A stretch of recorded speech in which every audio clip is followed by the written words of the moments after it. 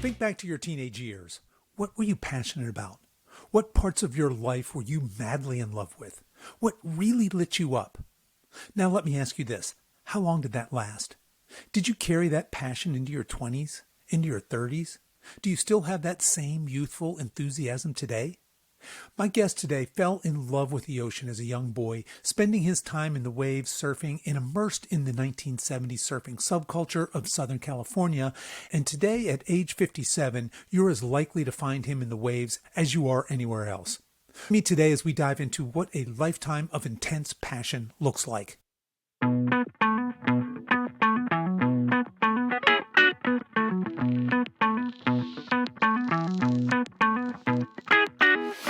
Hello and welcome to the Over 50 Health and Wellness Show. I'm your host, Kevin English. I'm a healthy aging expert and I'm the founder of The Silver Edge, and I am on a mission to help men and women just like you build lean, strong, healthy, capable bodies they love for the rest of their lives.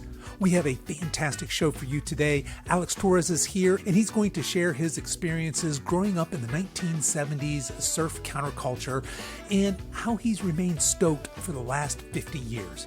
Okay, folks, surf's up, so grab your bikinis or your board shorts and join us for this fun ride.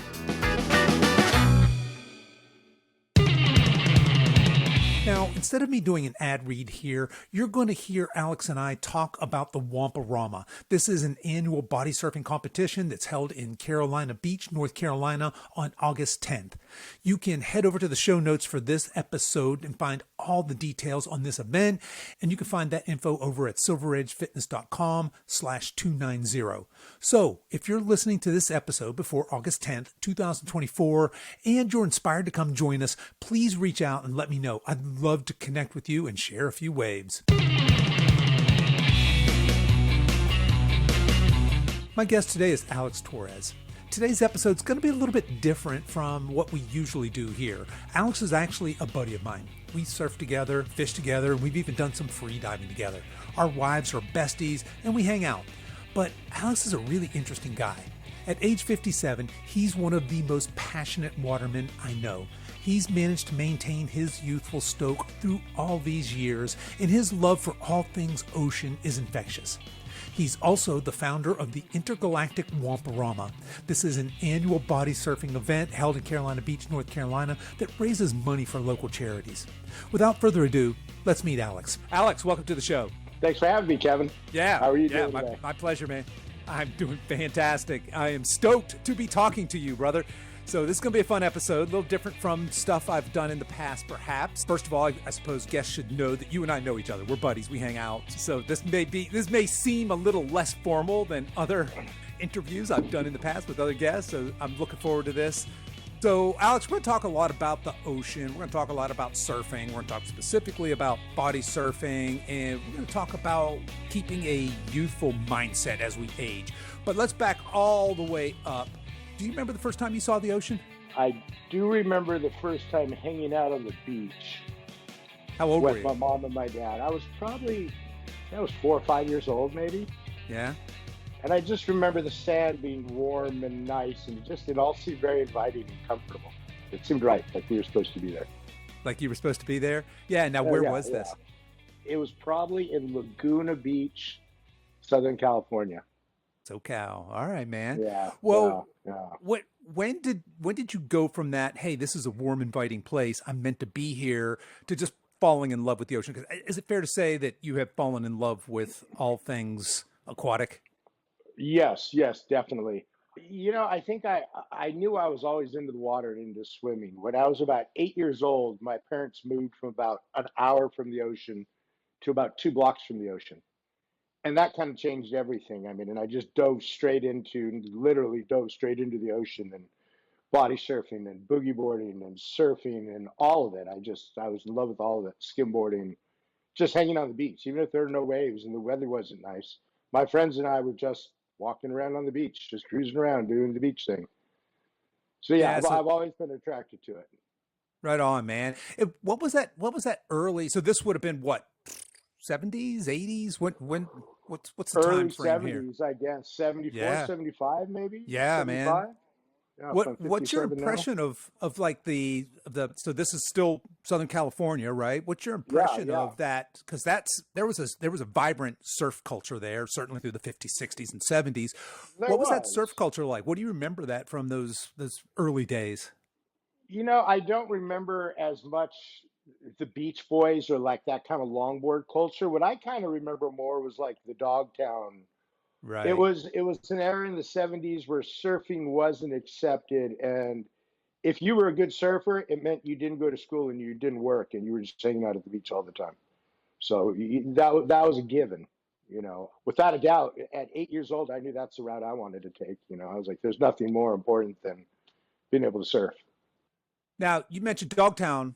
So you may have lost some people there. What, just for frame of reference, what is Dogtown? So there's a movie that was made. It was kind of a documentary style movie that was made in Los Angeles, just a little north of where I grew up.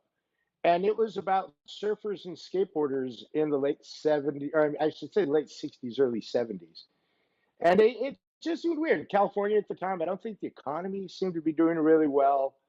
It was a rebellious thing. The beach wasn't somewhere people really wanted to live. It wasn't like, let's live at the beach. Yeah. The beach is where the tourists went in the summertime. So it really was more like that. We didn't have the Range Rovers on the beach, and it wasn't that type of thing. It was more tourists. When the season was over, the people that were left there were the people that worked in the service industry. Yeah. It Yeah. was just a different feel back then.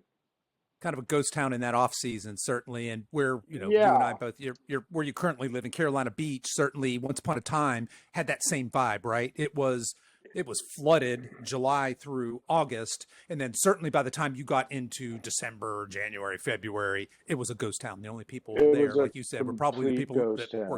worked in the service industry or worked locally. Yep, yep. Now, so this is very much a counterculture thing then in the 70s, because a lot of people are probably thinking, when you say surf culture, they may think of some of those old Frankie Avalon surf movies, right? So that's It where was you kind very of have different. that, yeah, that Yeah. Frankie in a net, and you got the longboard and kind of that sort of goofy sort of culture sort of thing. But and if anybody, by the way, has not seen the movie Dogtown, I don't know if it's available on, I'm sure it's somewhere on Netflix, Amazon, somewhere.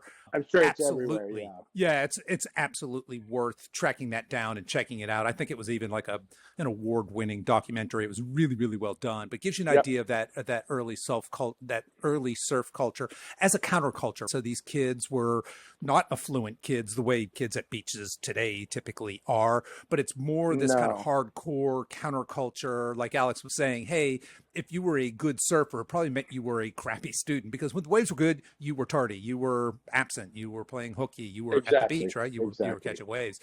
Now, what about like the drug culture and drinking culture? Because certainly, as a part of that subculture, I'm guessing that was a piece of that, perhaps. It definitely was. I mean, fortunately, my parents were so strict, and my dad was constantly on my case.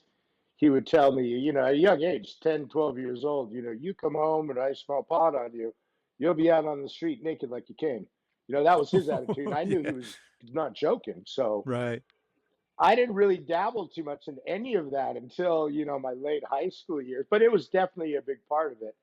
And we've got to remember, like mid 70s, 72 to 75 era, people weren't listening to the Beatles, and it wasn't peace, love. It was more like Black Sabbath, and it was more the early entries of punk rock. And it was a very Yeah. rebellious movement.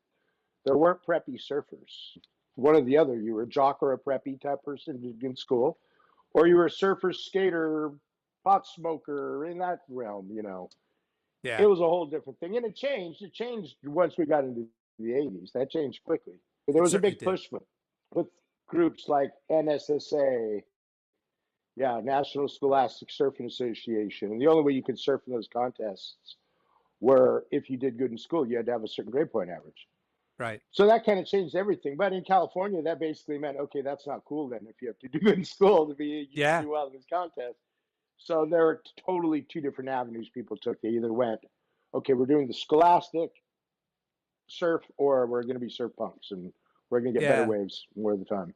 It does seem So that yeah, was so that's a good point. There was that kind of fork in the road, right? That's where we had this division there of was, yeah. the surfer as athlete and the counterculture surfer. And there was as you get into contests, you had people with these very deep feelings about, hey, contests take all the soul out of surfing and you're a sellout if you're in contests, versus the contest people saying, no, Yeah, this is, I'm perfecting my craft and I'm demonstrating that I am, comparing myself to absolutely. others. So interesting Something, division I there. learned, and I remember watching pretty quickly, I noticed when the contest surfing started, everybody started to surf alike.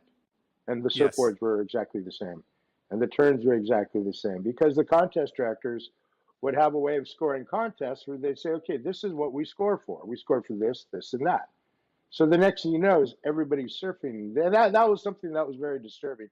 It wasn't, for me, like the loss of soul in the surf world was because of that, was just conforming. We got into the 90s, and I'll skip way forward, where you get into Kelly Slater, and everyone wants to ride the same exact surfboard Kelly Slater's, although they're not in perfect shape and they don't surf as good as him. And it really hurt surfing. But that was a whole step later. But, when I was growing up, the people that I looked up to were anti-contest surfers. They weren't into the contests, and it wasn't even cool to wear a leash. It was still Right. that kind of hardcore. So Yeah. it was a different vibe. It was aggressive, and localism was definitely a thing. It was definitely something to witness in the 70s because there weren't cell phones and there wasn't social media, so everything that happened to the water wasn't caught on someone's phone. So Yeah. there So, was just hey, people that, just policed it a lot more. yeah. So you could, here on the East Coast, we, a little bit of localism as well, but the West Coast is famous, especially as you start moving to some of that NorCal scene where they're Oh even more, yeah, just really hardcore. But some of the yeah. stories coming out of the 70s there are pretty hairy stories, right? So talk a little Well, bit, because definitely, not yeah. everybody's understanding, when you say, hey, what localism, you're like, well, what does that mean? Talk a little bit about what that scene was like, that kind of that localism scene. So yeah, it's tough. I'll try and describe it this way, and this is what I tell people because it's hard for people who don't surf to understand why anybody would want to be Right. considered a local and give other people a hard time. It's like this: if you went to a little park in a town, and there's a bunch of people there, and it's crowded, and there's one basketball court, and everyone on the court is really really good. And if you just run up with your basketball and start shooting shots in the middle while people are playing games, people are going to get pretty pissed. There's a little bit of a pecking order because there are only so many waves and there's so many more surfers. Not everyone's going to get a bunch of waves. So there goes the pecking order. If people like it or not, it's ingrained in the surf culture, and it'll always be part of the surf culture. But that's kind of how I explain it. Like if you show up at a spot where people, it's their backyard and that's where they surf every day, you've got to give them a little space and a little respect. And I learned that the hard way. I was kind of raised in a really localized surf town, so all the localism was going outwards towards the other people around me, not towards me. And Right. in 1987, I moved from Newport Beach to Santa Cruz, California, not almost oblivious to I'm not a local anymore. Yeah. It's like the first time I paddle out at the local surf spot, I have people yelling at me because they see my wetsuit, they see my surfboard. It's not local. They don't recognize the names. They already know I'm not from there. Like the second I get out of the car.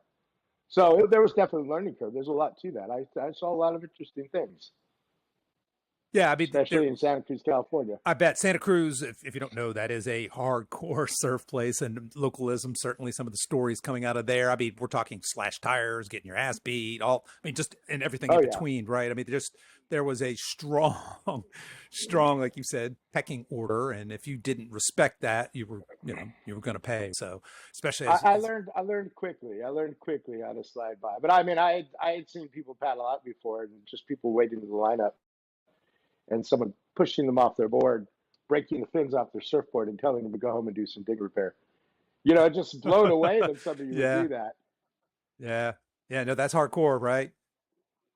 Growing up as a kid, it was kind of part of earning your right to be out in the lineup. Yeah, So, in the lineup, there's always the pecking order where it's the older locals, it's the younger, really good locals, then it's the young locals, and then everybody else falls right, behind that. right. So we were still like not getting all the waves, and a good wave would come. One of the locals paddle up us. They don't even think about it, and they go. Yeah. So I was growing up thinking, "Oh, don't worry, my time will come." And now my time has come, and there's cell phones, and I can't do any of that stuff. I have to wait in line with That's everyone right. else. Yeah. Yeah, we certainly live in a different time now, and hardcore doesn't mean what it used to. That's for sure.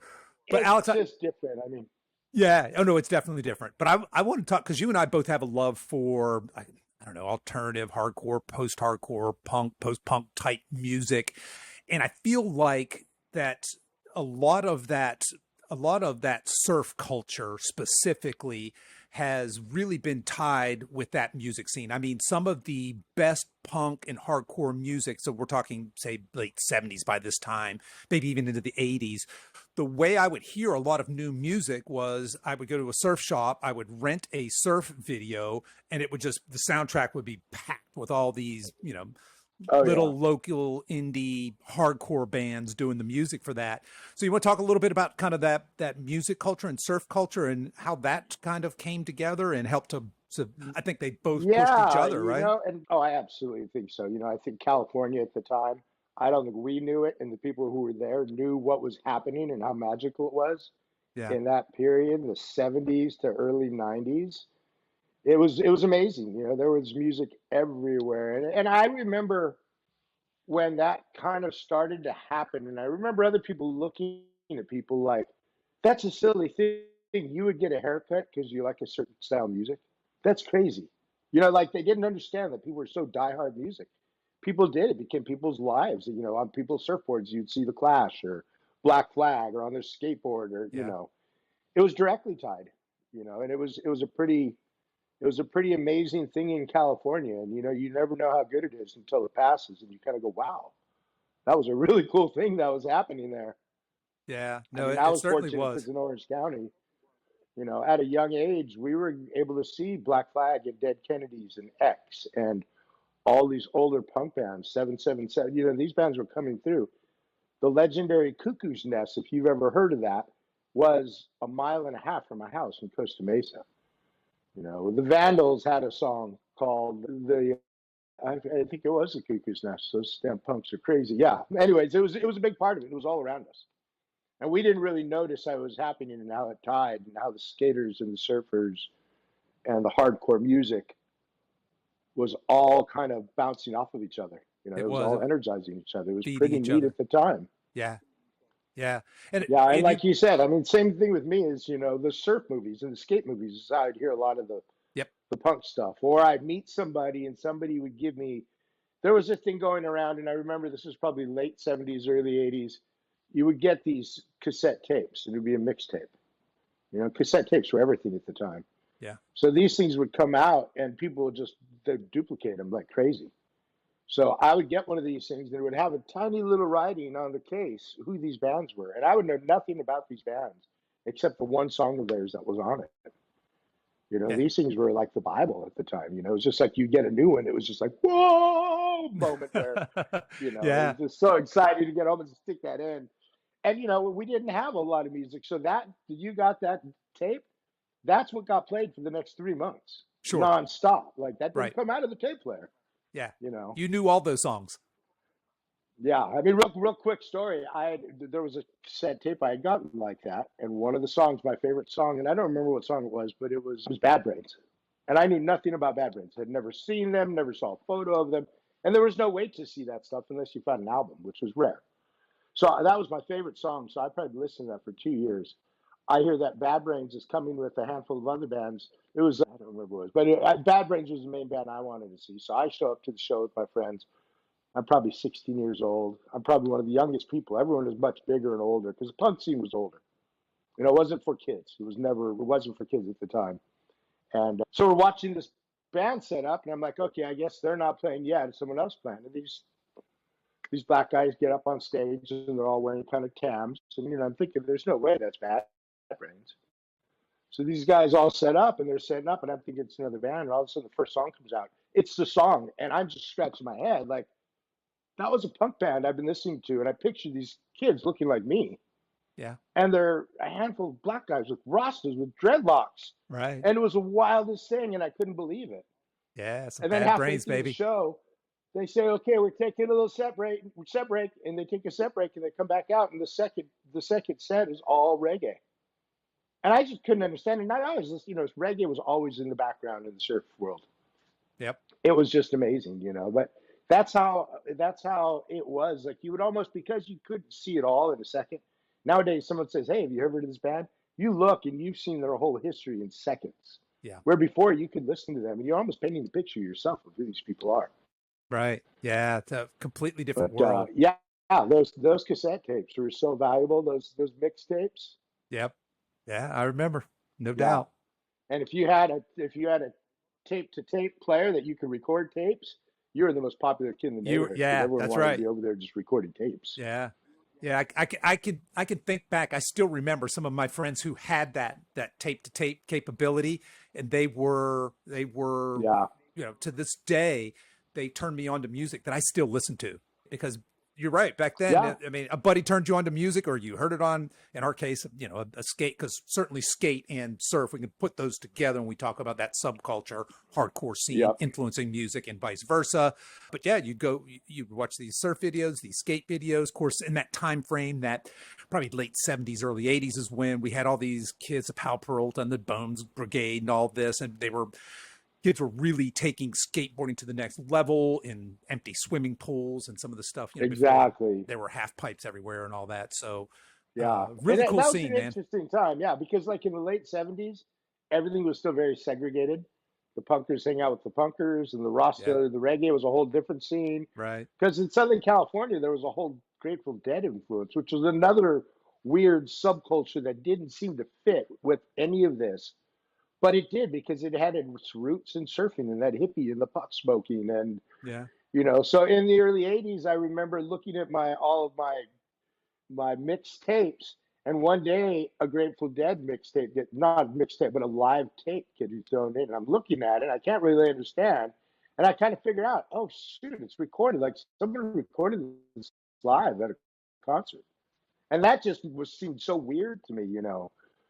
But in the early to mid '80s, it all melted together, and it all kind of like reggae and punk and ska was okay, and that opened it up to the Grateful Dead being okay, and I quickly noticed it was all counterculture. It's yeah, like all these cultures had no part in the main, and I quickly learned, oh, when the corporate world gets their hands on any of these things, it just kills it instantly. instantly. Yeah, that you know, that edginess, that Californication. Like when I hardcore hear that song years Californication. after, I was like, Yeah, yeah, it just ate it up. It's just they eat that culture up and they yeah. spit it out. And then next thing you know, in the '90s, punk is back, but Right. it's kind of bubblegum punk. And there's a bunch of 12-year-olds with green hair in the mosh pit. And you're just like, I remember going to punk shows in LA with people with tattoos on their foreheads before tattooing your face was cool. Right. Like, Yeah. it was scary. Those And punk they were, shows yeah, I were was a going to say they scary were thing. probably really big, scary dudes as well, right? With throat tats, face Big, tats. scary. Yeah. Yeah, it seemed And if like you've ever everyone been, was 28 or 29. Yeah. yeah, and if you've never been in a mosh pit with people like that, it is certainly an experience, something to behold, no doubt. And that counterculture still Yeah. exists. Yeah. It's morphed over time, and like you said, it's like all things that evolves. But if corporate, once it becomes, like you said, Californiaized, or once big money Yeah. gets a hold of it, it's a different beast, and then a new subculture, kind of a new hardcore culture, or whatever you want to say, punk It culture, does. kind Yeah, of it almost arises, doesn't it? does. Yeah, yeah, One that's actually one that money can be made on, because money can't be made on culture when it's pure like that. It can only right, be made on it when it's redone by a designer, and that's correct. that's what it comes down to with all Yeah, that stuff. It's like, oh, we love it, but you can't make money at punk rock. right. Like my daughter just went to go see the Pixies, which I thought was really cool because I'd seen the Pixies a bunch of times. I have And as she well. said, she said, I don't think they wanted to be there. I'm like, why? She's like, it was just like a money grab. Like, I guess they never made money in the past, but they can now with a couple tours. And Yeah. I said, that's the big thing when you see these bands coming back around. And that's a And thing now it's, too, right? Everybody's getting the band back together and doing these big festivals, and there well, is money in yeah. that. I Yeah. mean, I Yeah. just remember, I think, who was it? Rage Against the Machine just traveled through. And I think at one point they were one of the bands who wouldn't play if tickets cost more than a certain amount. But it was tickets started at $500 or something. Right. It's like, Yeah. whoa, Yeah. like Rage They Against ran. the Machine. That is the machine. That's Yeah. They're less hardcore and broke, and that's a recipe for, yeah, we'll But play you your know what? festival. It's like Sure. it's easy to be broke in punk rock when you're 25. When you're Yes. 60, it's Not not so so easy. comfortable to be punk rock. Yeah, Yeah. it's That's fair. yeah. That's Yeah. fair. Yeah, no, it's easy to be edgy and hardcore. And look, we're going to circle back around to that. So put a pin in that thought right there. I'm glad you said that because that'll be a nice little tie-in for where I want to end this episode. All right, so I mean, you and I both we've bonded. I've lobbed some names of some very obscure bands to you, and you're like, oh yeah, no, I know those dudes. They're amazing, and I'm like, wow. So we obviously have that music connection born out of that same sort of Yeah. subculture. Yeah. Have similar musical tastes there, and Yeah. always looking for who's new in that space. And I look to my kid, my Yeah. son he went super hardcore straight edge for a while. If you're not familiar with straight edge, Google it, straight edge hardcore. It's a fun rabbit hole to go down. Which, side note, if you're gonna have a teenage son get into any kind of hardcore rebellion, straight edge is not a bad place for a kid to go. No. So my son went very through like intelligent, 15, 16, 17, 18, not just not smoking and drinking and doing drugs, but militantly, aggressively against that, right? I mean, he gets so hardcore that he got like XXX tattoo. Yeah, he never got the X's tatted up on his fist or anything. But as a result, he was finding all these kids his age doing these straight edge hardcore shows. And I was, early on, I was his driver, I was his buddy, and we would go and see all these bands. And it was really heartwarming to me to see that there is still a generation bringing the hardcore, bringing the punk, and keeping it alive. So good stuff. And of course, you'd mentioned your daughter, who's also an incredible musician and plays live. Folks that are local listening, we'll give her a shout out here at the end as well. But Alex, what I really want to talk about, because this is a long-winded intro here, but what I really wanted to talk to you about, where does body surfing fit into this for you personally? So you had mentioned, hey, early on, you knew you had this love of the ocean. You are now what we would consider a waterman, right? You do all the things. You dive, you fish, you surf, you body surf. Where does body surfing fit in for you? When were you aware that was something other than just, a kid jumping into a breaking wave? Well, fortunately, once again, where I was planted, so blessed to be planted in Newport Beach, California, somewhere I could never afford to live now, or I don't know how my parents were able to do it. It was just important to them. But we had a place called the Wedge, which was the world. Tell people what the Wedge is, because I'm not sure everybody knows. That is very iconic, I guess. It's very iconic. So the Wedge is a man-made wave that was made in Newport Beach. It separates Newport Beach and Corona del Mar. So there was a natural little harbor that went in there, but during storms it closed off and pitched. They built two big jetties, huge jetties that go out, I would say, at least 3/4 of a mile. And it changes the shape of the beach and the contours. So when the waves come in, they hit the jetty first and they bank off of the jetty. And then the next wave comes, hits the wave, and this wave becomes twice the size it should be. So if the waves are 2 to 3 foot south swell, at the Wedge, it's 6 foot, 6 to 8 foot. It jacks up. And because it does that, it gets so powerful, it breaks really close to the beach. When I was a kid in the 70s, nobody really surfed it. There were a couple people that would go out and try, but nobody really surfed it. People weren't even really bodyboarding it at the time. It was just strictly body surfing. So there was a whole specialty crew of people that would go there when it was big. And they were even going as far as wearing Speedos just because they would get their shorts torn off. But these guys were so diehard that they didn't care, and it almost made them more macho. They were hoping someone would say something about the Speedos so they could punch them on the way out to the lineup, But this spot was probably 2 miles from my house. So in the summertime, I keep thinking back about everything in my life, how it was like that. So my first love was always stand-up surfing on a shortboard. That's what I always loved to do most. So in summertime in Newport Beach, you could surf on a hardboard until 10 o'clock, and they put up a flag called the black ball flag. And it was a yellow flag with a black circle on it. And it basically meant you couldn't surf with the hardboard anymore, with the surfboard, because there were too many people in the water. It wasn't safe. This is, Southern California. There were a lot of people even back at that time. So we would all surf until 10. You'd get out of the water at 10, go home, have breakfast, and then we'd take our fins and we'd skateboard down to the Wedge. So, by 11 o'clock, we were down at the Wedge. So we'd hang out down at the Wedge till about 3 o'clock, skateboard back, stop, get a hot dog on the way.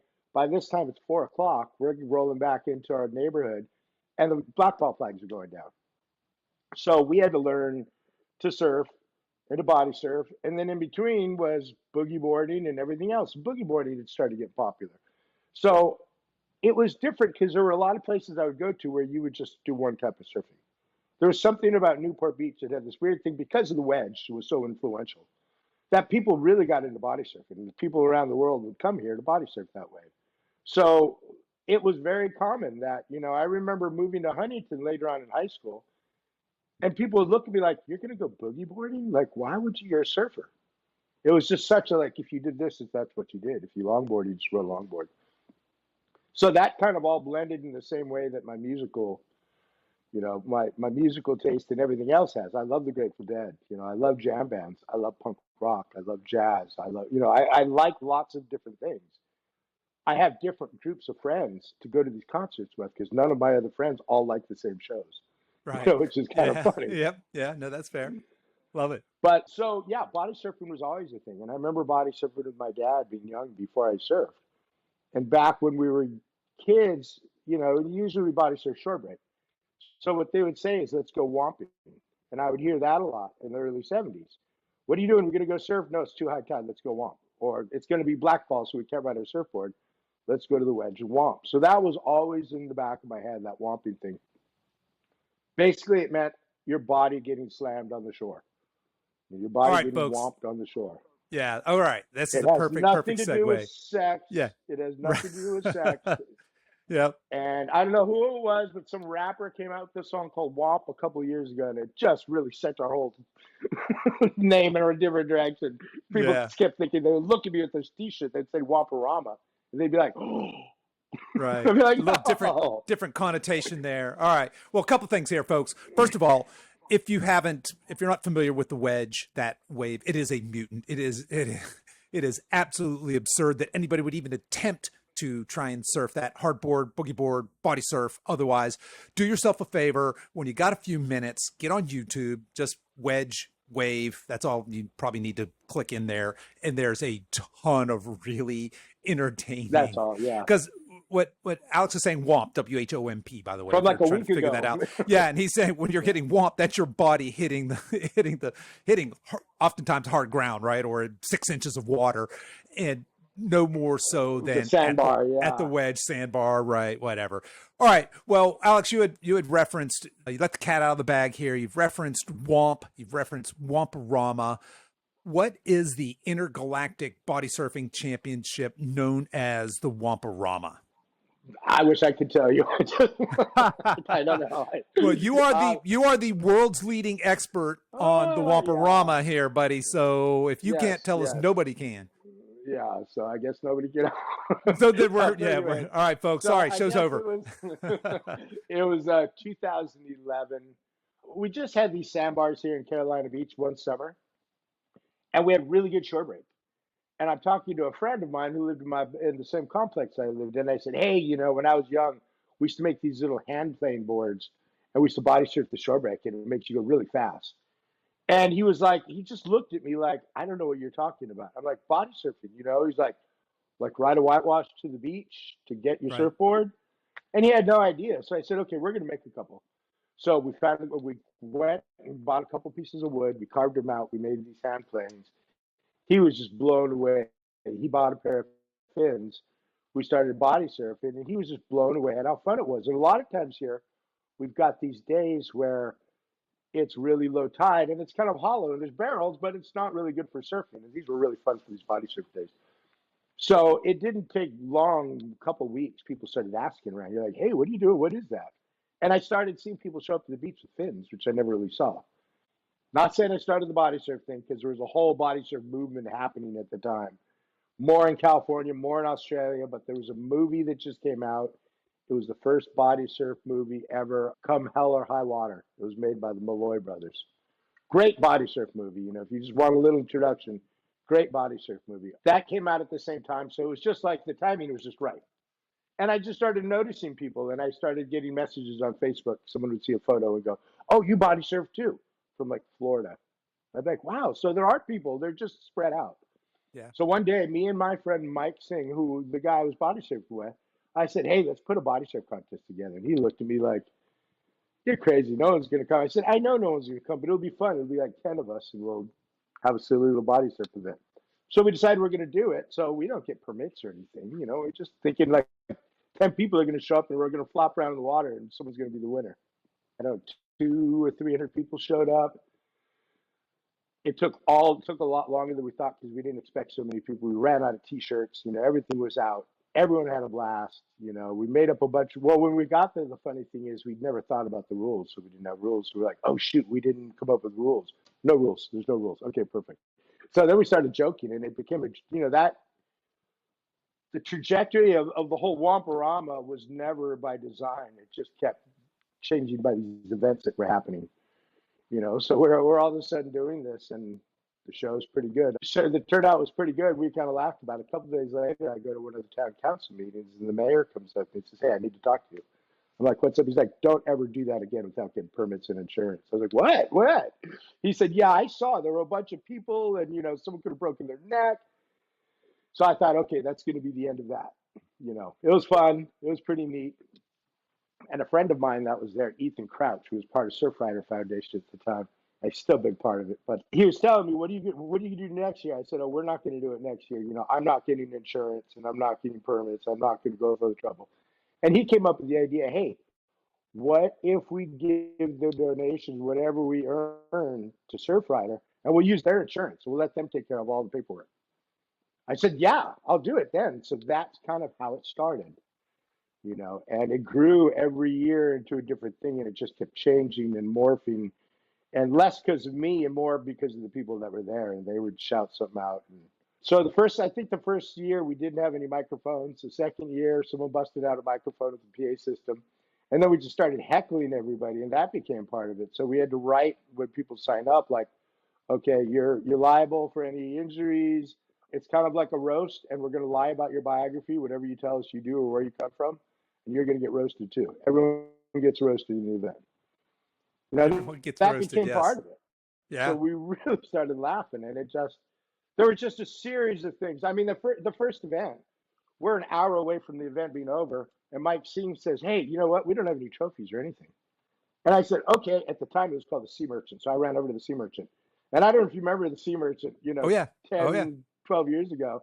It Yeah. was a different place. And they had Yep. all these like dried fish and really cheesy painted seashells. So I bought like $10 worth of stuff and a Sharpie. And we just wrote first place, second place, third place, and all this garbage, Yeah. and handed it out.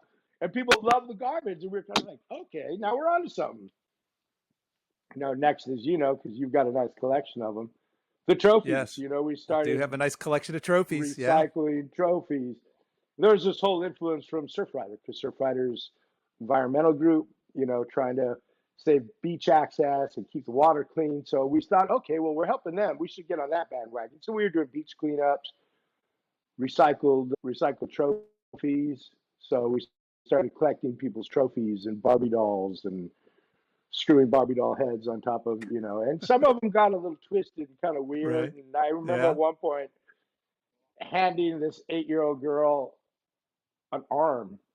It was like a mannequin arm screwed into a piece of wood, and it was spray painted blue and green, Yeah. and her parents were, at it, I'm sure her parents were thrilled that you gave her that as a trophy. oh, just the fright in her eyes. It's like, Yeah. Uh-huh. and then, after a few years of that kind of stuff, I started getting emails from parents saying, my kid loves Whomporama because he's kind of weird like you guys, and he doesn't fit in anywhere else. So these trophies are the only trophies he's ever gotten. He wants them in the living room, right in the front by his sister's gymnastic trophies. Can you please stop making these trophies so scary? Yeah. That started happening. That just influenced even more. Right. We need more blood on these trophies. Yeah. Yeah. The trophies are special. I can So attest to to that. make a long story, the Whomporama has kind of evolved, and it's been a big part of just everyone who's been a part. And I can't even mention all the names because there's people that have come and they're part of it for 3 or 4 years, and then I don't see them. Then a whole new crowd of people come. Yeah. And every year I look around and it's almost a different crowd. I mean, the same people are there, but different groups of people get involved for whatever reason. And so we've done the Help Center of Federal Point a couple times. We've done the skateboard park a couple times. Yeah. The skateboard park has been a big hit because we love the skateboard park. And back to the culture that we're in, just Yeah. body surfing, skateboarding, it just kind of fits. It's, giving places for these kids to go to. Like I had all this stuff to do. I wasn't getting in trouble because I was too busy getting whopped on the beach or surfing or fishing or doing something. You know. Yeah, yeah. So this has certainly evolved, and so folks, this is quite a body surfing competition, the Whomporama, and it really is a big production. It's 100% volunteer driven. Basically, it's you and Peyton today, right? I mean, you two basically are Yeah, kind of it's running the kind of show a there. handful of people. Yeah, I'm sure exactly. I mean, obviously your wife Pamela is very, very involved. You got a bunch of volunteers, and you get a bunch of Yeah, sponsors, and 100% of the money, like you said, is donated to charity, local charity at that, right? The money's staying there on the island, and like you said, just last couple of yeah. years, it was a local skateboard project. You guys were giving generously to them, again, giving back to that culture that you came out of. Absolutely love that. So this has gone from, hey, let's have a surfing contest and having no idea, am I going to get 10, 20 of my buddies to show up, to a couple hundred people, to a really big production in this day and age. Now we have age divisions. So I don't want to talk through all the age divisions, but we have guys, we have girls, we have open, we have kids and different age divisions. I want to talk about the old as dirt division. As somebody who has consistently placed in the top of that division, in fact, I will be back. All right. So those of you on YouTube are seeing Alex with his old as dirt trophy there, where he eked out a win over me in that year, I suppose. But yeah, I have been a part of Whomporama. I mean, even before there was an old as dirt division. Talk to us a little bit about the old as dirt division. Who are these crazy athletes, and why an old as dirt division? Well, I mean, I wanted a division that I could be in for one thing. But it was a funny thing. I think it was the second year we did it. We had a couple of people show up that were like in their 70s. Right One on. that was in their 80s. We were Yeah, just there's my kind of peeps like, right there. oh Yeah, shit. come on, The man. guy, the guy in the 80s, was like, "I'll be the champion in the oldest fucking dirt," and it just stuck. We're like, oldest dirt. That's just got Right. to be it. But every year, I mean, and we've had people as young as 4 years old. Little I think the Groms. oldest person we've had was in their 90s. Right on. Hey, Yeah, so look, there's all my goal kinds of right people, there. I want to be surfing Whomporama in my Um, 90s. Yeah. yeah, exactly. So, let me ask you a question because I'm just curious. That day, I didn't really plan to surf against you. I think we were just short a couple people, so last minute they threw me in there. They threw in How a did that ringer. feel to get that first place trophy ticket? What's that? How did it feel? It One felt, way. well, One you know way. what? I'll tell you what. We're all right. We're going to share a surf story here. So, for folks that don't know, body surfing is what it sounds like. It's more than just jumping in the shore break and riding the white water into the beach. There is an art to it, and you've probably heard Alex talking earlier about hand planes. So we're trying to ride in the face of the wave. We're trying to do tricks. We're trying to get long rides. So Alex and I are out here in this heated. I feel like I was keeping up with you there for a while, man. A really good wave came. We were both in position. Now, there's no rules. I can run over Alex. Alex can run over me. And in fact, we probably get bonus points if we do that. But I think we went different ways. You But might no have gone right and I priority. might have gone left. I can't remember. But it's a really good wave. And I was like, oh, It's hell yeah. not probably. It's- You do. You get bonus points there. You do. Oh, so it's not probably you. Okay, there you go. So if you folks are coming out for this, know that you will get bonus points if you run over your competitors. Alex takes off, I take off, and I'm like, man, Yeah. that was a good wave. Yeah, I got a couple absolutely. Rolos in there. I moved in the face for a long time. I kick out of the wave. I'm like, oh yeah, baby. And I look, and I'm looking around for Alex, his head to pop up, and I don't see him. I don't see him. I don't see him. I'm like, what? Did he not catch that wave? How could that possibly be? And then as I'm getting ready to swim back out, I see your head pop up all the way in shore because usually it's shore break. You were normally Yeah. in small waves right on the shore. We know what each other are doing, but in this particular year, we were way outside. And Alex Yeah. caught one all the way to the shore, and right then my heart just sank. I was like, "Crap, that is a first place ride right there." And I But, just didn't have it in me. I felt so couldn't get that last little oomph to get over that flat section to get into that shore break. Yeah. It felt bad. That's all right. I made up for it Just the to next rub it year in a and little the more, next, I think. Yeah. So I am, just so people know, I am It the was defending halfway. champ in the oldest dirt division. I'm going back this year to defend my title. Uh, All right. Hey, Alex, but when is Whomporama this year? it's just There. the All one right. you So go to. everybody can see. Yeah. If you're on August, YouTube, hey, folks that are listening August to this in 10th. podcast land, what's happening here is Alex is taunting me by holding up his beautiful trophy in my face here. But Alex, when is Whomporama this year? I think it's the only oldest dirt trophy you didn't get first place. Am No, I I got correct? second place twice. No, I got second Really? place twice. Okay. I think so. I think 2 years ago I also got. I can't remember. I have to go back and look. But yeah, so if that's the only one I've missed, then yeah, it's grudge match next time we're in the water together, buddy. So this year I'm coming back to take first place again. There, I said it. Throw it out there.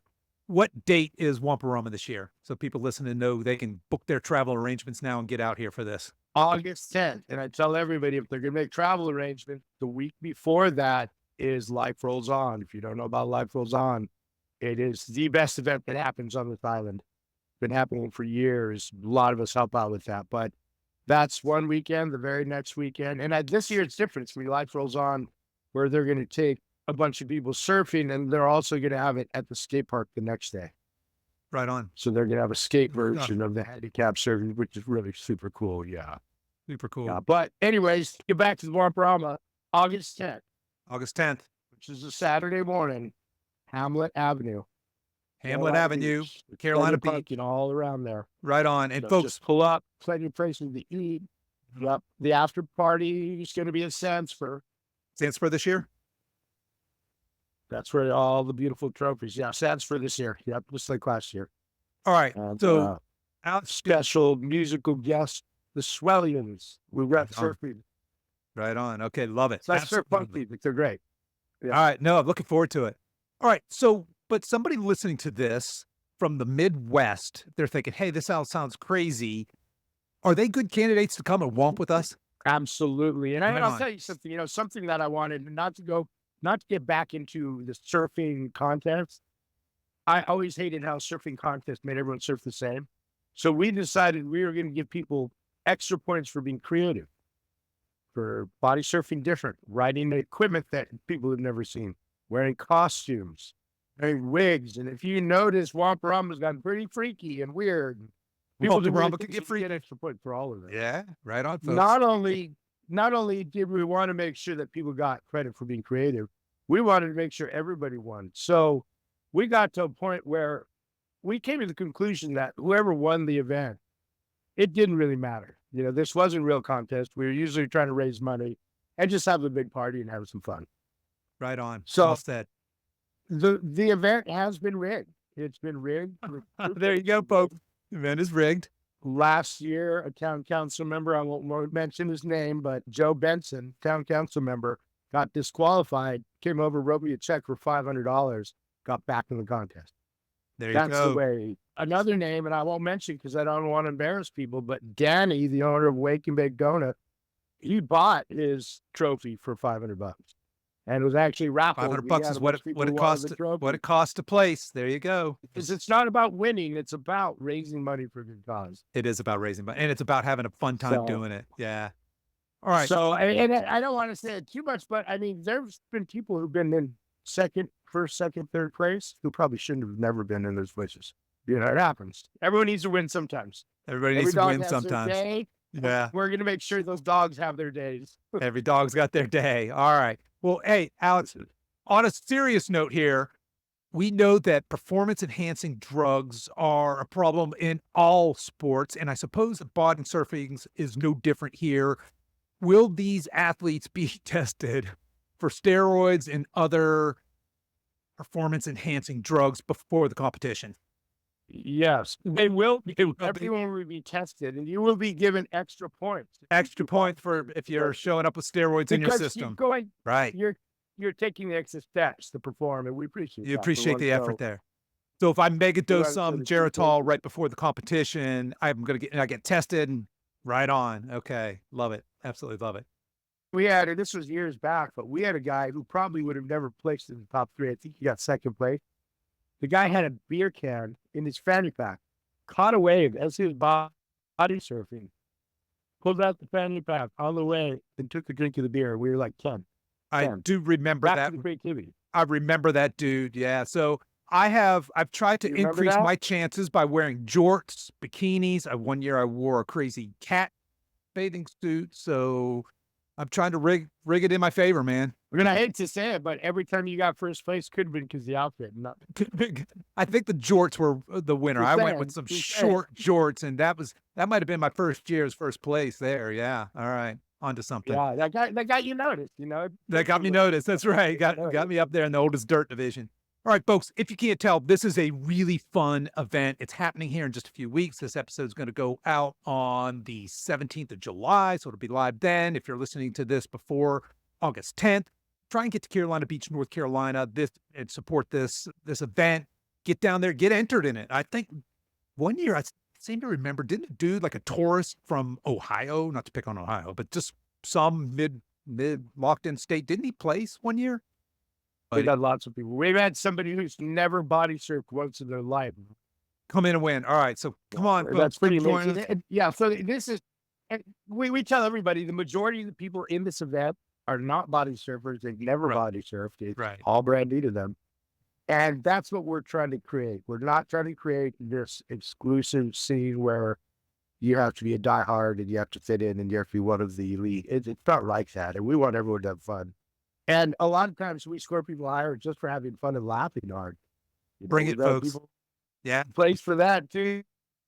So that's what we're looking for. All right. So we're looking for some of you old as dirt athletes to come join us this year. Well, hey, Alex, I want to finish on this note. You embody, to me personally, you're an inspiration to me in that you have managed to keep your stoke alive for as long as I've known you, right? So a lot of the dudes that I surfed with 40 years ago don't surf anymore. And they're not, unfortunately, a lot of them aren't in shape to even for that to be a possibility. How is it that you keep this youthful, fun, stoked spirit alive? And talk to us a little bit about that. I'd love to finish on that. I think it just has always been such a big part of my life that I never let it get too far away. And I fortunately lived close to the beach, that it was accessible. Another part is I'm very immature, so it just kind of fits in. I'm just one of the surf prom kids that just hang out looking at the waves. I love surfing, and I just, I've made sure even, right now I'm recovering from this back surgery, but when I am on the mend and I can surf, if I look at the waves and it's like, it's not that good, maybe I won't, I just put my shorts on and I go surf. And I just have gotten this mindset where I know that even if the waves aren't good, getting out in the water when it's 80 degrees out, the water is warm, watching this amazing sunset, it's got to be better than getting in my car and going home, sitting on the couch, So I just really push, and I just kind of, a lot of my friends will call me the surf bully because I'm always harassing them, like, let's go, let's waves, let's go, And a lot of times it's because I don't want to go surf, and I think if I can motivate them, it'll look they need to go, Yeah. But I think it's just that kind of thing where you just have to train your brain, and you just have to get in that habit of when you hear that voice say, I'm just going to go home, don't. Just go do it, And I think you and I have talked about this, going to the gym and working out. How many times, nobody wants to work out. I don't know why, but I think some people think that all these people love working out. They love the feeling when they're done, but I don't know. What do you think? Working out sucks. Yeah. Great. Yeah. But yeah. I think you're right. What we're chasing is that feeling, right? That the feeling of it is work, but it's there's a passion for that work, right? It's kind of like your passion for the sea. And I just commend you because I think at the end of the day, what we're really talking about here is passion, right? You've kept that passion alive where a lot of people, that flame has just gotten smaller and smaller and smaller. So hats off to you, man. I think that's really commendable. Love that. I appreciate it. Hey, man, let's just finish here. How long are you going to keep surfing? Till I die. I mean, I can't imagine not if I can't surf, I don't think I want to be living. But I've got a friend that I see probably 2 or 3 times a month surfing. He's in his mid-80s. And the guy rides his bike with his longboard down to the beach. It's just phenomenal. I mean, how long do you want to keep surfing? I mean, it's really up to you, right? Right. If it gets to the point where I'm just laying on a board, riding to the beach, that's surfing, Surfing, yeah. Right on. I think something happens when you get older, past 40, you're not the ripper anymore. Not that I don't rip, because trust me, I do. But it doesn't matter. It's not about how good you surfed on the wave. It's more about just being part of the ocean. Like, here I am again. Where's everyone else at right now? They're probably in traffic. They're probably doing something they don't want to do. I'm laying on my back, kicking in the ocean, like this is pretty darn good. So that's a big part of it. I'm blessed to live by the ocean. Yeah. It's easy to stay busy when you have that right there. Yeah. Like I almost Nice. feel guilty for not going. Not taking advantage of watching the that? sunrise, Yeah. Yeah. Yeah. Right on. So yeah, brother, to answer your question, I've never thought about when am I going to stop surfing. It's already been there. It's not a thought. It's not something I think about. I'm thinking about the 2 brand new surfboards downstairs that are waiting for me. Those are the things I think about. Love it. Absolutely love it. Well, hey, where can people learn more about the Whomporama? Where do you want to send them? The easiest thing is to go on Facebook. We have always tried to keep it as simple as possible. We really don't spend any money on the event. We never have. So even like making a website to us sometimes seems like, yeah, maybe we should do that. But you know what? We've never done it. It's always been successful. If you're not on Facebook, somebody in your house is on Facebook, look up Whomporama. Just spell it out right. WHOMPORAMA. It's not hard to find. So if you find Whomporama, you're going to see all of it. We put enough notices on there. The local surf shops in Carolina Beach, usually start posting flyers. But it's almost always in the first couple weeks of August is what we've done the last 13 years. Wow, what a trip. Right on. Yeah. Yeah. I didn't expect us to be doing this 13 years later. But Yeah. No, well, we're all glad that you do. And folks, I will put all of that information, that the Whomporama Facebook group, into the show notes. You guys can find that. This is episode, I think it's going to be 290. So it'll be silveredgefitness.com/290. You can find all that information there. And I'll leave you with this thought. It is worth making the trip to Carolina Beach, participating in this event just for the t-shirt. The t-shirts they have are artwork, they're collector's items. And now my daughter, who's now grown, she's 21, but through the years, as daughters will do, has stolen some of my precious, because they're not replaceable. I can't go get, 2015's t-shirt again. It's gone, right? Somehow those were her favorite t-shirts to steal. Some of them have just mysteriously vanished. No. Who knows? So, but it's worth coming down and just getting the t-shirt alone. So come check us out. Quick shout out. We had a few different artists that would do artwork for the t-shirts early on. I think the last 8 or 9 years, it's been James McDowell from State of Shaka, who not only does the artwork for free, but he screen prints for free. We basically pay the cost for him. And he's always made it so easy because he knows that we don't have this big bankroll. He basically gives me the boxes of t-shirts a couple of days and says, a couple of days after the contest, get me the money. I'm like, all right, So big shout out to James. Right on. Thanks, James. This year's t-shirt, I've seen it already. I haven't thrown it out there. It's pretty cool. It's as good as all the rest. I have not seen this year's, but I'm looking forward to wearing mine with pride. Alex, I just want to thank you so much for coming on the show, having some fun with me here, man. I really love you. I love this event that you do. I mean, you pour your heart and soul into this. I know this takes a tremendous amount of work. You don't make a dime out of this. All right, Kevin, thanks. Okay, that's our show for today, folks. If you've enjoyed this podcast, I want to let you know that we have other free resources over at silveredgefree.com. There, you'll find our free guides with our top tips on nutrition, exercise, and healthy lifestyle to assist you in your weight loss and fitness journey. So feel free to head over there and download anything that looks useful to you. I'll put the links to everything we talked about today in the show notes. You folks can find those over at silveredgefitness.com/290. As we wrap up our time together today, you can show your support for this show in 2 important ways. The first is to please tell a friend about this podcast and encourage them to give it a listen. The second is for you YouTube folks to click the like and subscribe buttons, and for you podcast folks to please consider giving this podcast a 5-star review on whatever platform you listen to podcasts on, and be sure to subscribe and follow so you don't miss any future episodes. I really appreciate you spending your time with me today, and until next time, stay strong.